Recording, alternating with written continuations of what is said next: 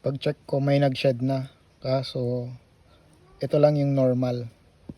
Ayan o, pinagbalatan niya.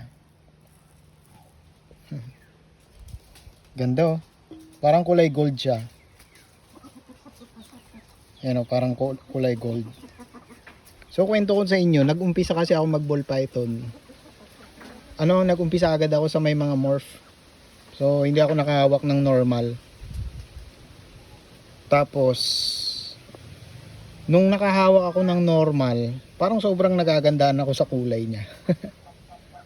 Ayun. Tapos yung may mga kulay parang hindi ko masyadong na-appreciate. Kaya kunyari nag-uumpisa ka bala kong mag-alaga ng ball python.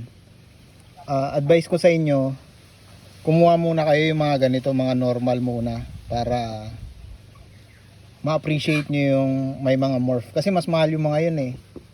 Yung mga normal kasi ito yung pinakamura, pinaka-ordinary na kulay. Kumbaga ito yung kulay sa wild. Ganito ang kulay nila sa wild. Pero hanggang ngayon, ewan ko bakit nagagandaan ako sa normal. Parang kulay gold kasi sila eh. Lalo pag sa personal. Pero pag adult na yun, medyo pangit na sila pag adult kasi nakakatakot na yung kulay nila. Parang dark brown na. Pero pag hatchling parang ganyan, parang gold sila. Ayan o. Ganyan.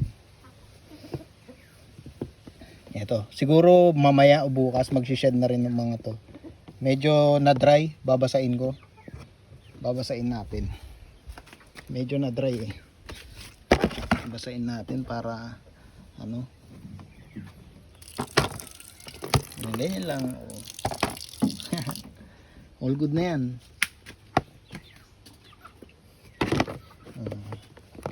Pero itong mga hindi pa nagshe-shed. Siguro mga 3 to 4 days bago pa to mag-shed. Medyo matagal-tagal pa. Excited na ako mag-shed yung puti. Tapos ito, pag nag-shed to, ang gaganda rin nito yung pastel. Solid. Tsaka iba yung line ng pastel ko, parang kakaiba siya. Sa tingin ko lang parang sobrang niya, intense yung pagka-yellow niya. Yung line ng pastel ko. Unlike sa iba na parang mukhang normal lang.